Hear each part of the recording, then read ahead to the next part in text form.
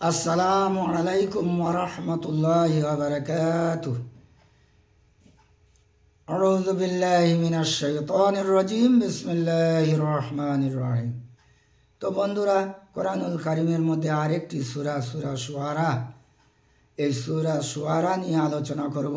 এই সূরা শুআরার 3টি কি 4টি উপকার ফজিলাত আছে, সেই সম্পর্কে আলোচনা করব।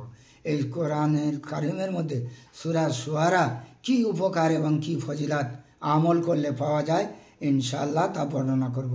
কোনো ব্যক্তি প্রতিদিন হামিম আইন সিন কফ একবার করে পাঠ করলে সে শত্রুর উপর সর্বদা বিজয়ী ও প্রভাবশালী থাকে।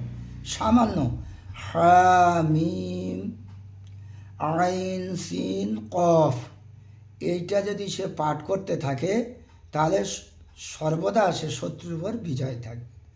কোনো ব্যক্তি সূরা শুআরা লিখে তাবিজ বানিয়ে গলায় দিলে সে জালেমদের অত্যাচার থেকে নিরাপদ থাকবে।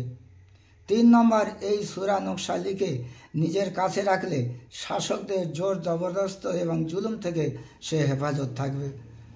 আল্লাহ পাক আমাদের শোনার থেকে বেশি বেশি করে আমল করা তৌফিক এনায়েত করুন, আল্লাহুম্মা আমিন। তো বন্ধুরা,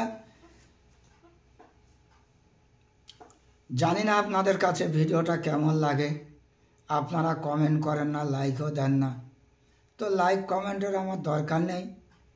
আমি চেয়েছিলাম যে যারা দেখছে আরও অপরজনের কাছে শেয়ার করে দিই, সে এই বিষয়ে জানতে পারুক, সে আমল করুক, তাহলে আপনিও সওয়াব পাবেন। আশা করব বন্ধুরা, যারা শুনছেন দেখছেন তারা অপরকে দেওয়ার জন্য চেষ্টা করবেন। তাহলে যতজন সে যদি আরেকজনকে দেয়, এরম যদি সিলসিলা জারি থাকে, তো আপনি সওয়াব পেতেই থাকবেন।